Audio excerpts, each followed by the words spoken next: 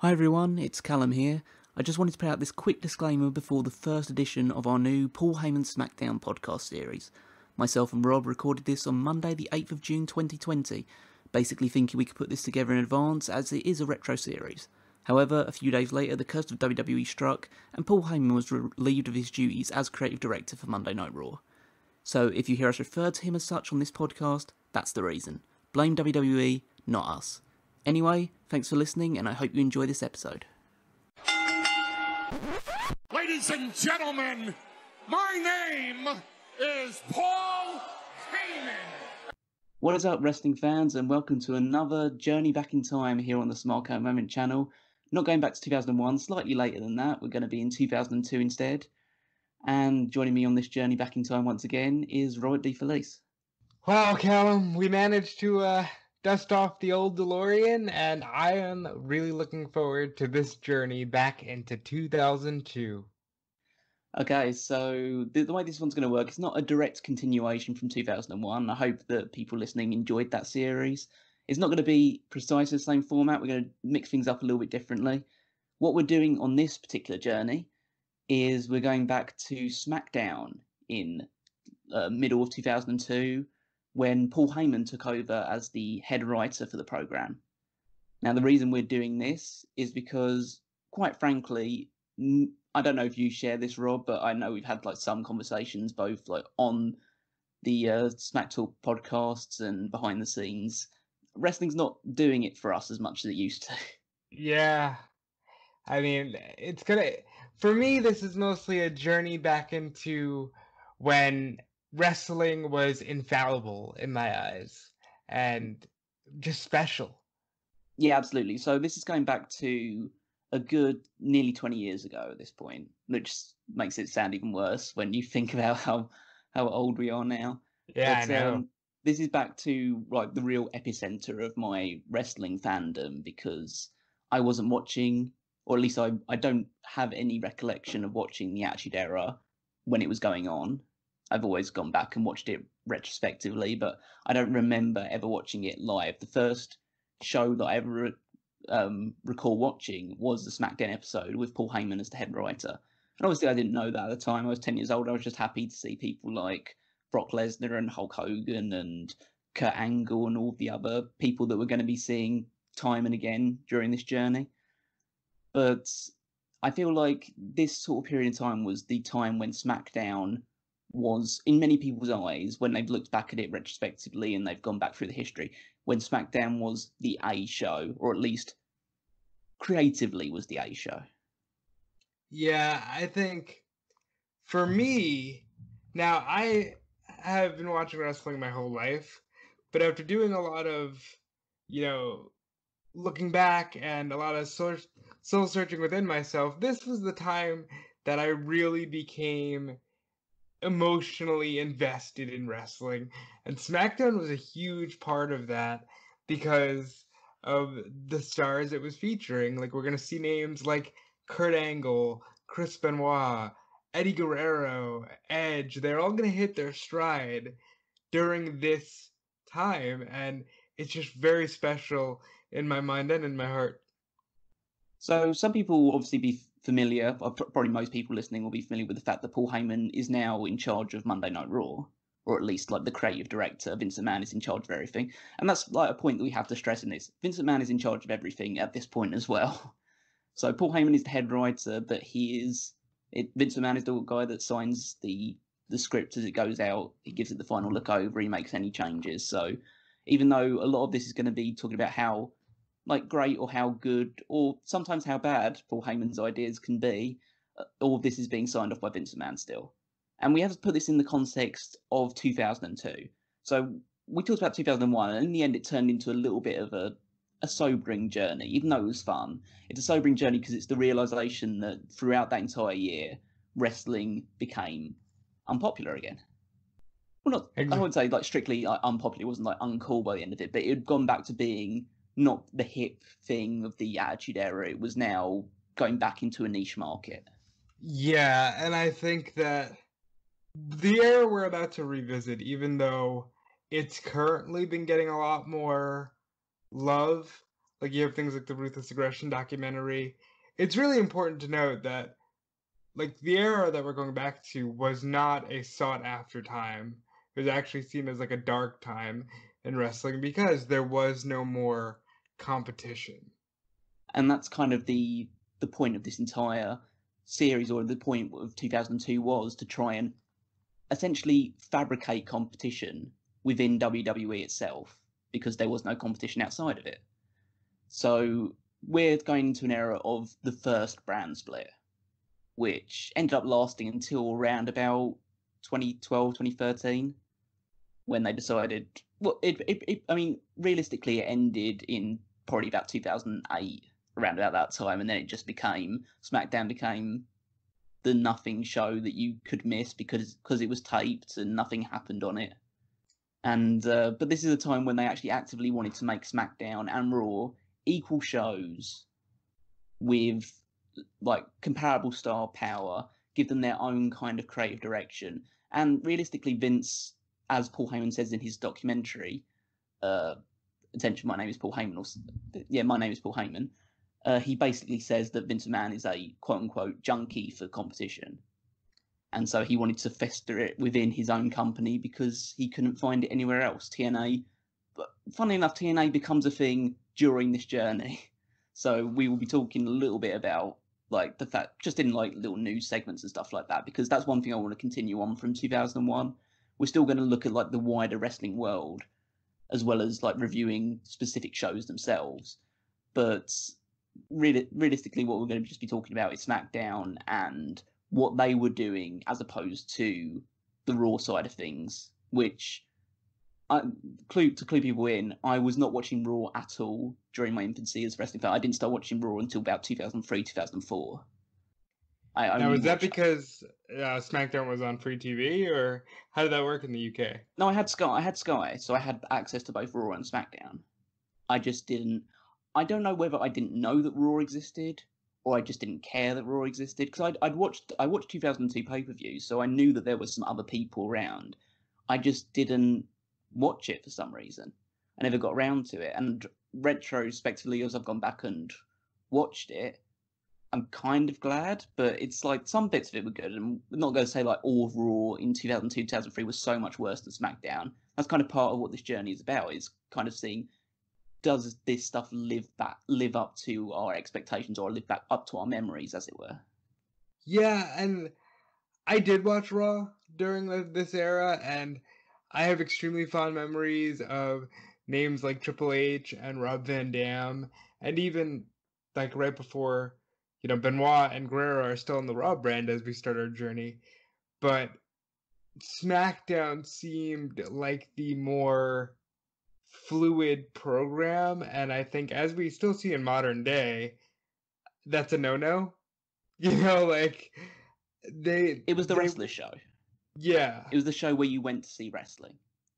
It's not like you didn't see obviously wrestling on Raw, but Raw was where you went to see, I don't know, Triple H fucking a corpse, or something like that happening. For context, we're gonna start our journey in late June, and for some context out there, the European title is still a thing, the hardcore title is still a thing, and all of these belts, for the most part, are exclusive to Raw. And Raw is in the middle of a weird transition, an identity crisis, where they're trying to merge these belts, and it seems like everything's going to be Triple H based on Raw, and over on SmackDown it's all about getting the fresher guys in. But as you mentioned, it's very funny, as we start our journey, TNA is becoming a thing this month.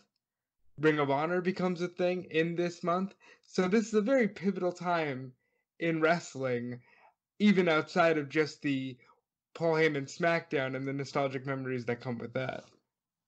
Absolutely.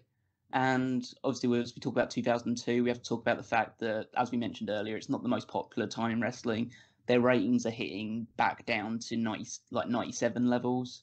So this is like pre Stone Cold Steve Austin, the Big Boom stuff, a pre-Montreal Screwjob, that sort of stuff. That it's now at that sort of level of popularity again. and they'd try and do their very best to recreate it, and was part of the reason for the brand split. It was almost like a reset button after the invasion angle had failed spectacularly, and WrestleMania 18 was a big success, but it didn't have the same sort of like feel or emotional pull of WrestleMania 17. So they started to, essentially 2 weeks later, they decided, okay, we're making Raw and SmackDown with Vince McMahon, who was co-owner of the company in kayfabe, as the head of SmackDown, and Ric Flair, the co-owner of Raw, as charge of Raw. That's kind of where I want to start this, really. Just this is episode 0. If people haven't seen the title, it's not an episode 1, because episode 1 will be the first episode of SmackDown we review, which will be the June 27th episode of SmackDown. The reason we've chosen that is because it's not exactly clear. There's no real start date that I can find about Heyman starting as the head writer of SmackDown, because some people say that it was in May, some say it was in June, some say it was July. So I decided to just pick a pivotal episode of SmackDown, which is the episode that John Cena makes his debut and basically becomes the face of the company for the next 17 years. So I thought, why not start at that point? It's basically the start of the rest of our lives, essentially, with John Cena. And, you know, the first episode is also notable in that John Cena is going to wrestle Kurt Angle, as everybody knows. But what I had forgotten, and we'll get more into in episode 1, Angle was still not fully embracing the fact that he was bald until this very episode. And for me, the visual of Kurt Angle with hair is now a lot more strange than the wrestling machine Kurt Angle that we are going to get to know and love on this journey. And there's so many interesting things about June of 2002. I know you're reading The Observer. I went back into Pro Wrestling Torch, and the Austin walkout is like a big story still. We're in the middle of that. They don't have their main player anymore.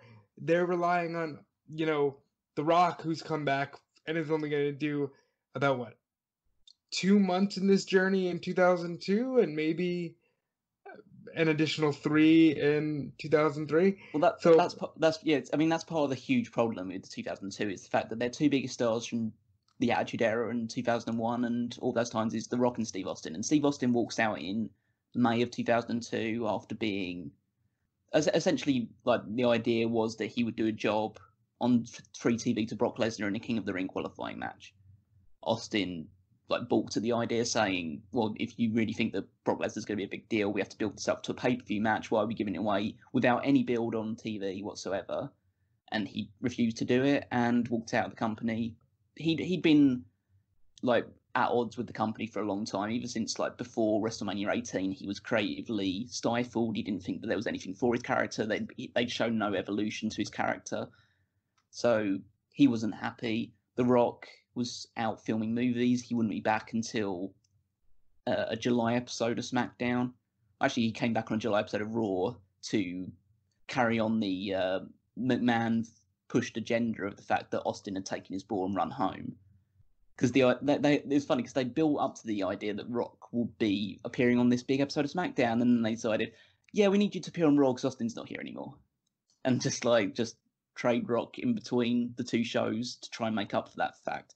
Because there was a big dearth in star power, and it's kind of what one of Heyman's big goals for SmackDown was to build the next generation of superstars around people like you mentioned, around Kurt Angle, around Chris Benoit, around Edge, around Eddie Guerrero, around Rey Mysterio, around Brock Lesnar. That group of people, while also trying to assuage the egos of the veterans that remained on SmackDown, like eventually The Undertaker, Hulk Hogan, people of that side of ilk. That's another thing. Hulk Hogan is kind of doing a full schedule at the start of this journey.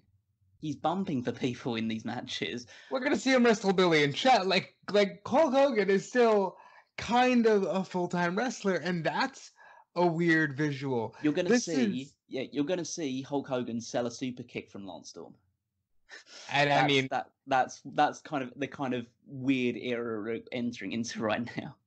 And it is genuinely one of the most fun journeys you can take, because especially in retrospect, John Cena ends up defining what a WWE superstar is. And that's not, intentional. He kind of falls into that, and we won't even get to see that as we head on this journey. But, Brock Lesnar gets skyrocketed only to end up becoming a superstar who maybe makes it an unwritten rule that we will never make a superstar bigger than the organization. The idea of a main top guy does die off in this era. And as a result, we get things like the WrestleMania 20 ending with the Juan Guerrero. While those are cool memories for us, though, they don't translate into, man, WWE was so over and so cool. So it's a different time, and they're catering to a different fan. And to this day, I don't know if they're necessarily happy that they had to cater to the wrestling fan. No, obviously it's a different time when WCW doesn't exist anymore, so that fan base is largely, I don't say largely, but like there's a good percentage of that fan base that's just been taken away from wrestling altogether, and a lot of it never comes back. And they've decided that by splitting the two rosters and giving them eventually two completely different creative teams, with Paul Heyman on the SmackDown side alongside Dave Lagana and Michael Hayes as his fellow writers, then Brian Gewirtz on Raw with like a couple of other people. And this is the time when you had Stephanie McMahon as the head of creative. She's now like basically the overseer of these writers, and then Vince McMahon is on top of her. Did Shane ever have that job title? No. I don't think that Shane has ever been given a position of creative control. At least nothing significant, anyway. I think this was around about the time when he was fascinated with the idea of trying to buy the UFC. I mean, he would have made some money. Yeah, that's completely true. As Heyman notes on his documentary, he's always described SmackDown as the bitch of WWE. And his role as being the writer was to try and change that. And he had a roster to try and do that with, but it's a bit odd. Like, this roster that I'm going to list out is the roster that SmackDown had immediately following the 2002 draft. And we're not going to see all of these people because they changed their mind on a lot of them really quickly. Some of them are just completely gone by the end of it. So this is the roster they started with. This is the roster that Vince McMahon drafted in 2002. 10 of which happened on the TV show. All the rest of them were done as a WWE.com exclusive. So just give me your kind of like reactions to these people. So The Rock was the first person drafted. Of course. Yeah, and that makes sense. It's the big star. Kurt Angle was drafted to SmackDown.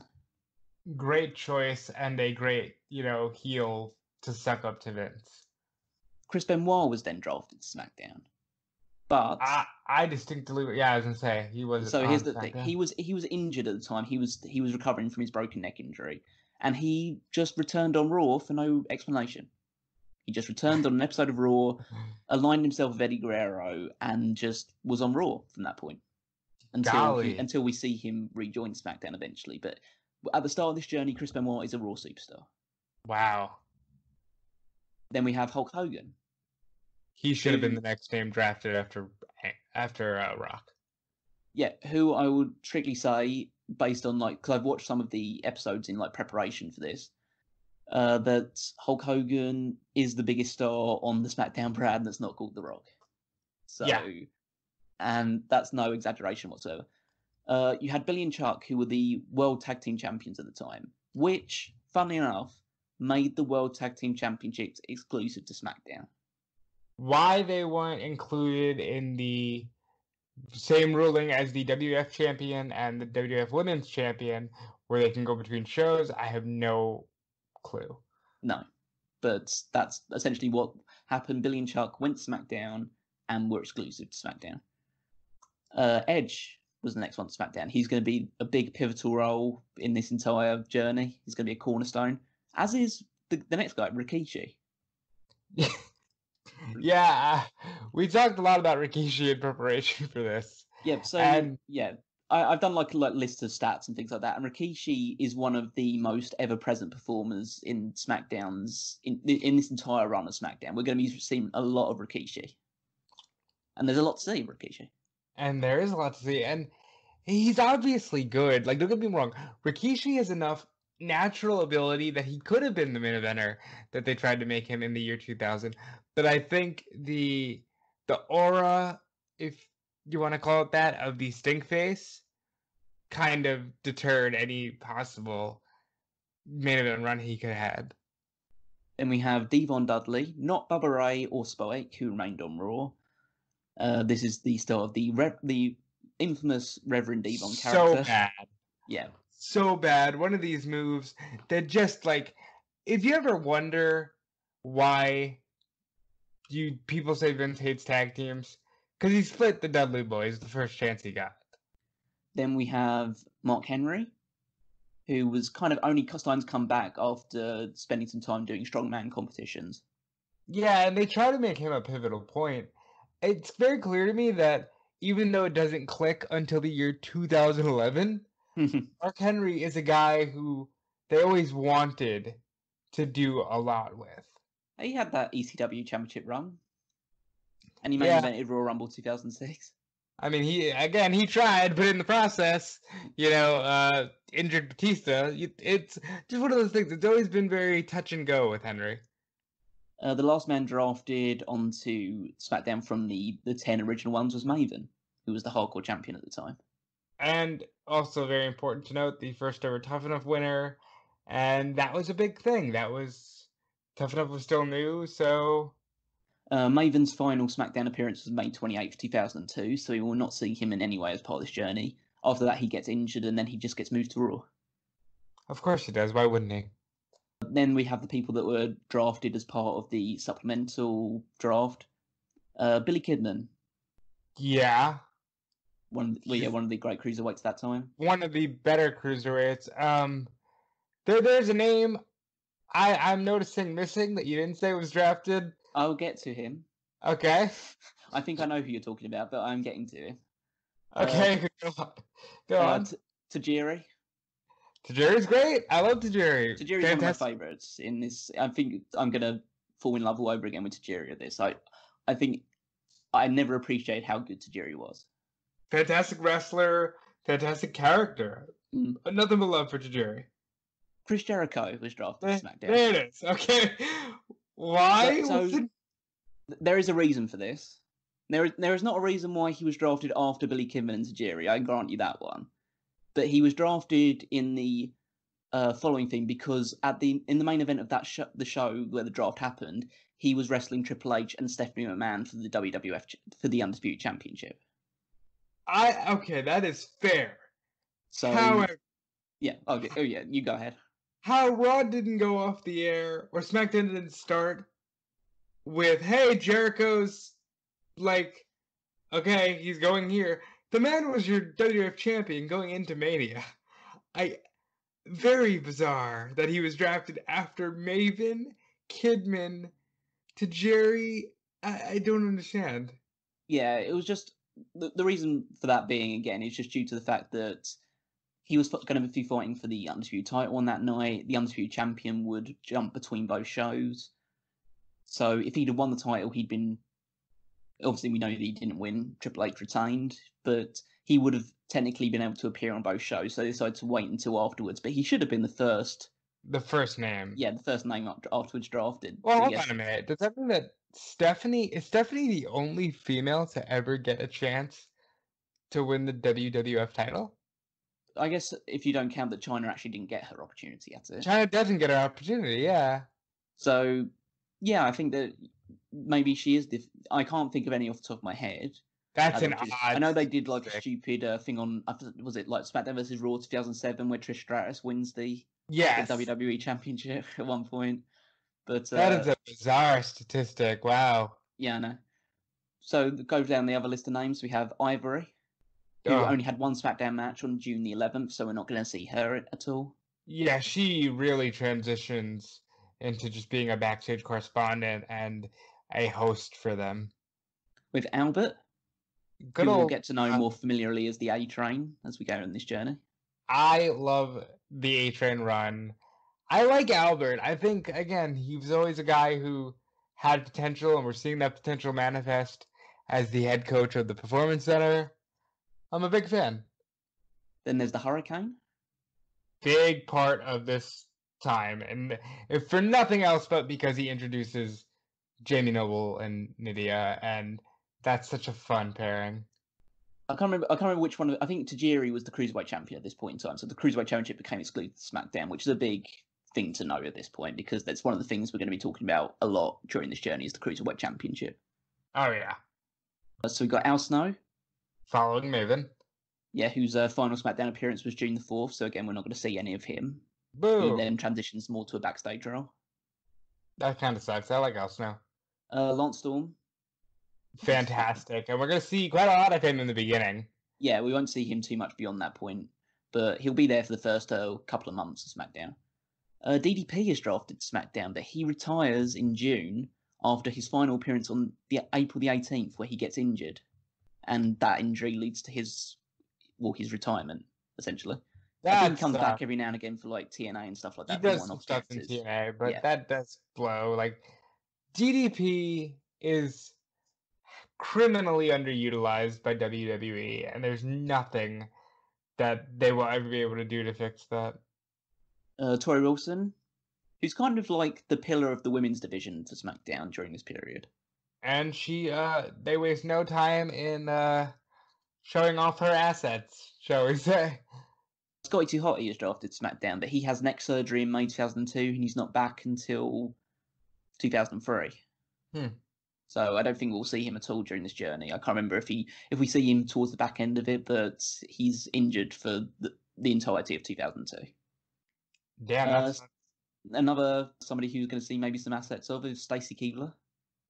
I've been informed that she has legs, and I've also been informed that she knows how to use them as well.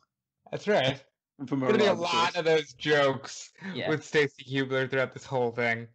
Christian drafted SmackDown. Why is Christian this late in the game? We talk about this late in the game. Following him is Test. Again, very late in the game. Test is a guy who had more potential than they ever knew what to do with.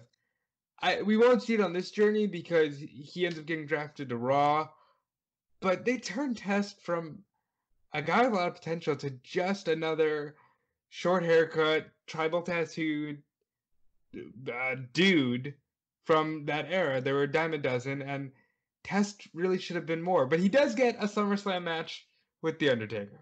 Yeah, that's his claim to fame for this period. After that is Farouk. Without Bradshaw, who stays on Raw as the Hardcore Champion, if I'm right? I don't believe he was Hardcore... No, Maven was Hardcore Champion when he was first drafted, but Maven drops the Hardcore Championship and to someone who's on the Raw brand, and then the title becomes exclusive to Raw after that point. And I know that Bradshaw holds it a lot. It starts with a period of... The Hardcore Championship basically gets traded... I think I saw on an Observer that I read, it gets traded about 111 times in 2002. Of course it does. How many times has the 24/7 title been traded? It goes to pretty much everybody, but the kind of pillars that hold it throughout 2002 are Bubba Ray Dudley, Stephen Richards, Bradshaw, Raven, and Tommy Dreamer. Yeah, that's basically kind of like the 5 people until it's retired in 2002. But that happens on Raw, so we won't cover it in great detail. Taz. Good old Taz. He's going to become the voice of SmackDown. Yeah. And they have a great relationship, him and Michael Cole. Yeah, this is a better version of Michael Cole than the one we have nowadays, which seems odd that like in 18 years he didn't get better, he only got worse. Well, I think the difference is who is overproducing him and what they want him to focus on. Taz ended up, he had his last wrestling matches as like dark matches or on house shows in June 2002, and then he completely retired. That's unfortunate. Another kind of like DDP, but he found his niche. Because I always thought he could have been more. Then we have Hardcore Holly. Yes, we're gonna. We don't get to We don't get see a lot of Hulk Holly. his run, but we do get to see why he had a run. Yes. The Big Valboski, who is All right, officially now titled the Big Valboski. and that is my first question. I obviously I know what episode we were gonna watch first. I already watched that episode. Why is he just the Big Valboski? I wish I had the answers. I wish I'd even cared enough to want to just look at what the Like, reason for that was. what is the logic there? Do you think that is less sexual than Val Venus? Well, I I think don't. they were doing a gimmick with him in early 2002 because he came back at Royal Rumble 2002, I believe, after a bit of time on the shelf. So I think they decided to just give him a new moniker as that title because he started doing things where he get women from the crowd, plants obviously, to come in the ring, take his towel off, and then he'd make out with them. That was essentially his gimmick in early 2002. And then Weird. yeah, and then when he comes on SmackDown, he's essentially just a guy called the Big Valboski who teams with random people. Sounds awful. Perry Saturn is the last person officially drafted to SmackDown. Do we see him at all? No, he is injured in April 2002, and then he gets released in November. That's shitty. Yeah, it's 2002, and basically every year after that is pretty bad for Perry Saturn.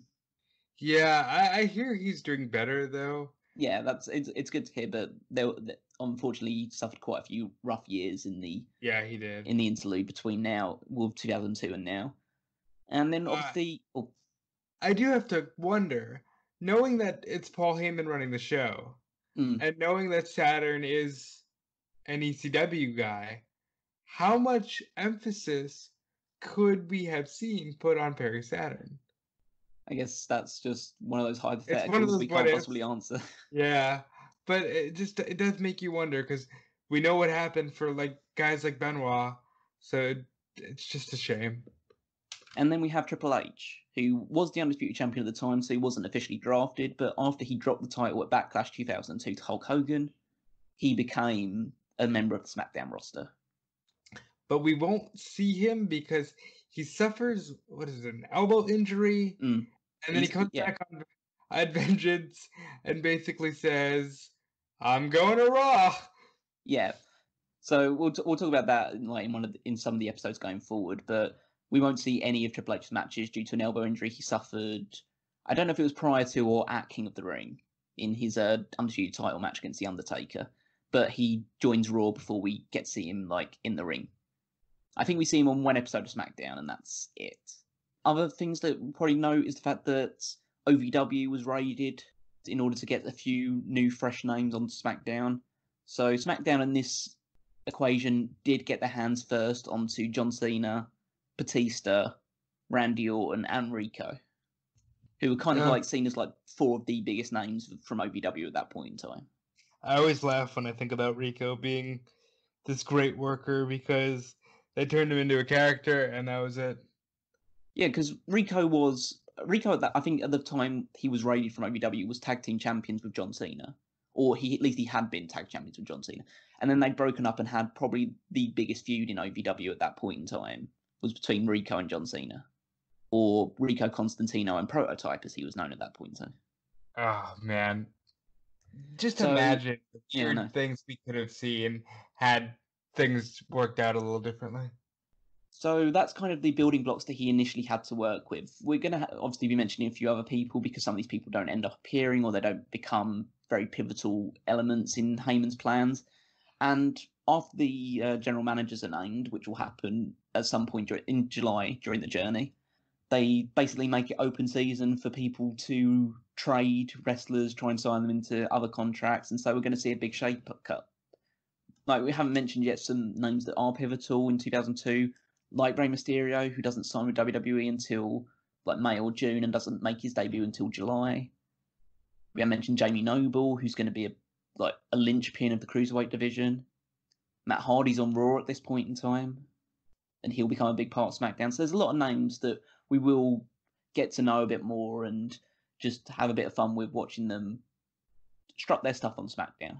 We do get a vignette on this very first episode for Rey Mysterio, so at least they know he's coming. And now we see Ultimo Dragon.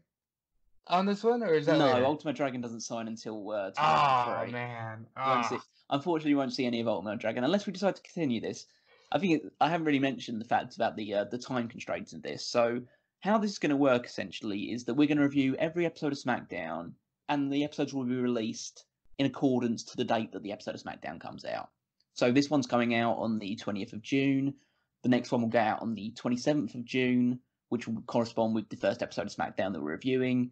And it will go week after week right here on the Smark Out Moment channel all the way through until February the 27th, 2003, which is kind of widely considered the date or the date of the last Paul Heyman episode of SmackDown until he gets relieved of his duties. Who? We'll get more into this, I'm sure, but who's his direct successor? I don't know specifically who his direct successor is. I'm assuming it would probably be either Dave Lagana or Michael Hayes, but I can't say for certain. Huh. But all I know is that that's the point where Heyman's moved away from the lead writer of SmackDown. He still appears as a character because he later becomes general manager of SmackDown. He becomes Heidenreich's manager for a little while, the Dudley Boys' manager, until he's basically put away and said to go run OVW for a while. And then he comes back only to do the ECW stuff. ECW, yeah. And then he's gone for a while, a long while after that, until Lesnar comes back. But yeah, that's essentially what the journey's going to be. It's going to be a week-on-week thing, stretching in real time from the 27th of June 2020, in our time, obviously, until the 27th of February 2003, and then maybe a summary episode following that as well. But it's going to be a near year-long journey. We will probably touch on WrestleMania 19 because it's perfect.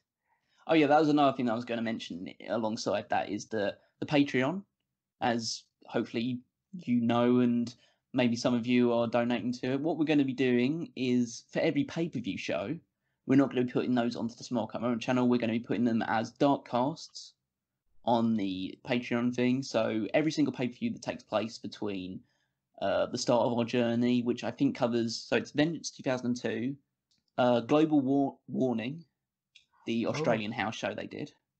Then it's SummerSlam 2002, Unforgiven 2002, No Mercy 2000. Well, it needs to say 2002. You know it's 2002.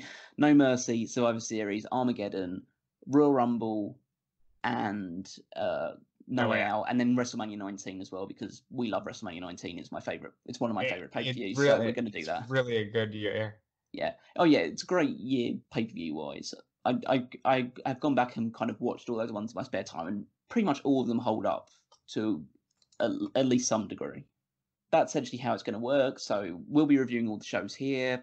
You can watch them watch and listen to them at your leisure, and then the pay-per-views, if you want to hop onto Patreon, put in I think it's a $10 tier donation for the top. It's $10, yeah, $10 tier. You can listen to all our pay-per-view reviews as well, and it'll primarily be me and Rob. If we can get Tony on every now and again, we will get Tony on, because this is a period of history that he has absolutely no memory of ever seeing, or at least he never actually watched because he wasn't watching at the time. So it would be good to get his kind of like just him watching a few bits and pieces here and there, maybe getting on for a few pivotal episodes just to see what he thinks about seeing it for the first time. Yeah, there's a lot of things that I'm sure Tony has missed, and as such has missed out on some good wrestling and some fun moments for us. So that's essentially what the plan is going to be for this journey. Just going to be another retrospective thing. We're going to look back at the history a little bit, try and put things in a little bit of context. We're going to have a look at what Raw's doing. Going to dive into the ratings war, because that was what the big thing was all about. Paul Heyman's role as the SmackDown lead writer, in his own opinion, or his own mind, was to beat Raw into the ground. And do that in every single way that he can. So as much as Vince is a junkie for competition, I have to assume Heyman is a junkie for fighting from underneath. Absolutely, and he basically says in his documentary the entire time that SmackDown was the bitch of WWE, and he wanted to beat Raw's ass constantly.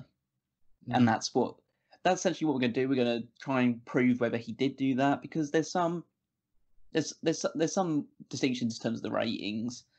We're going to be talking a lot about realistic ratings, which is going to be, which I guess I'll explain in detail now. The concept of realistic ratings is the fact that SmackDown was on UPN at the time, which had a larger audience than Raw did because they were on TNN. And so it meant that SmackDown had a large percentage of the audience, but it meant that their ratings would be skewed against Raw's ones because of that fact. And so in The Observer, at the very least, they've gone back and at the time they provided realistic ratings for SmackDown, which would basically present them as if they both had the same audiences, who would be getting the better ratings. And that's the one that we're going to go with, as opposed to the official ratings, which are incorrect in that regard, or at least not a fair reflection of which is doing better than the other one. And it's all going to be a very fun journey, and I'm excited for it.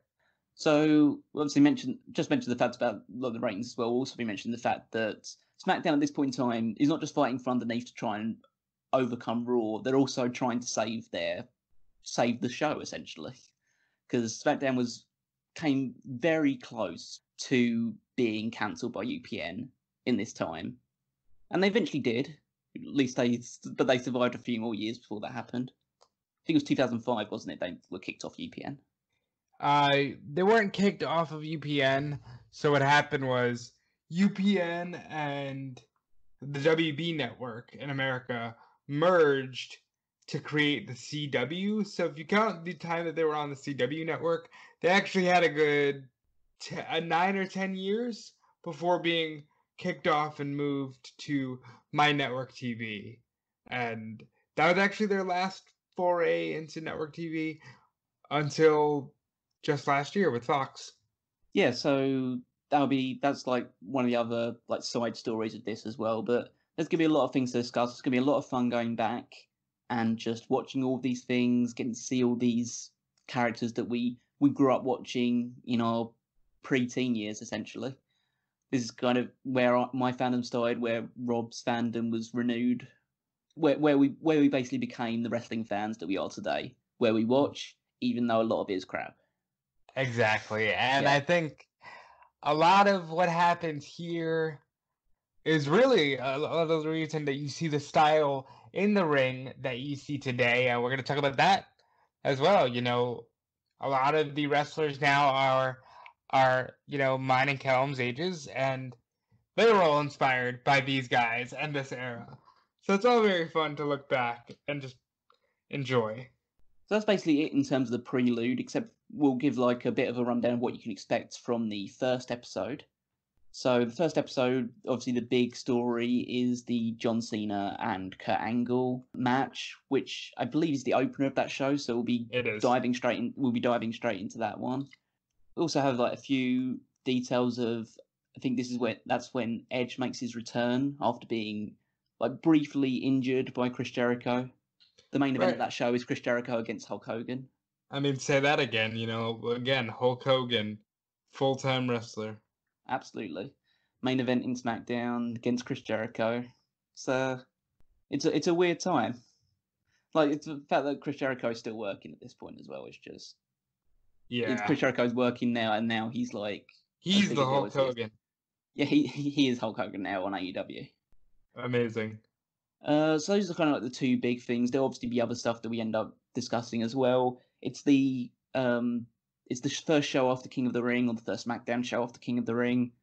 It'll be a fun show, and I hope you tune in for this one. We'll tune in for that one as well as you tune in to this one. I hope you're looking forward to the journey. I know me and Rob are. And yeah, there's a lot of fun wrestling to be enjoyed over the next several months. So, and shout out to Tony for, once again, trusting us with his baby to go back in time, and for his amazingly quick work and beautiful work on the graphic for this podcast, which is just fantastic.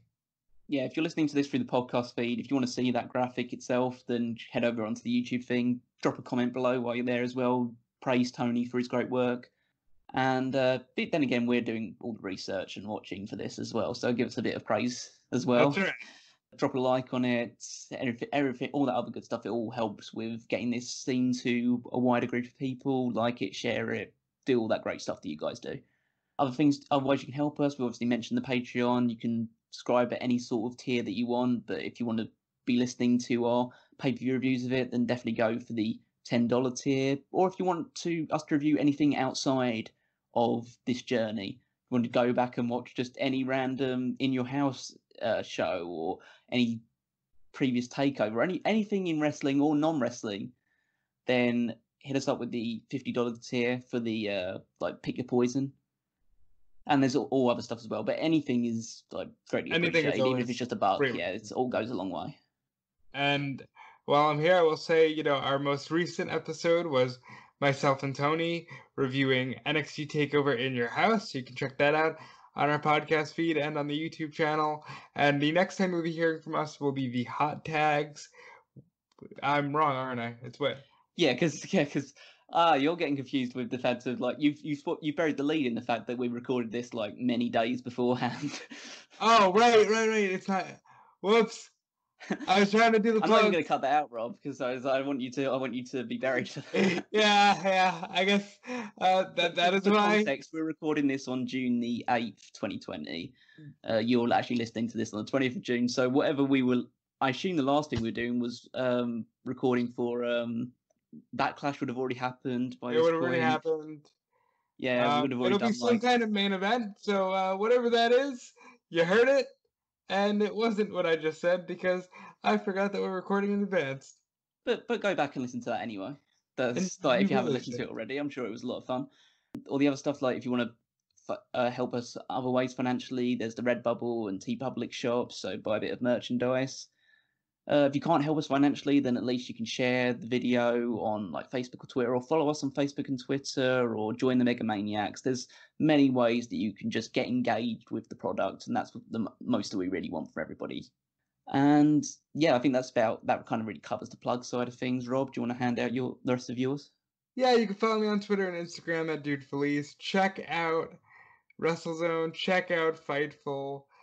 And just continue supporting Smark Out Moment. And we thank you guys, and we look forward to hopping in the DeLorean with you.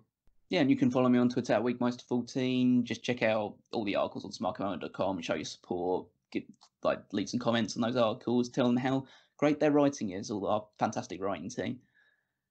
And yeah, I think that basically covers it from here. So thank you very much, guys, for listening in. Hope you're looking forward to the journey. I know we are. So speak to you again soon for episode 1. But for now, this has been another Smark Out Moment, and we are being counted out.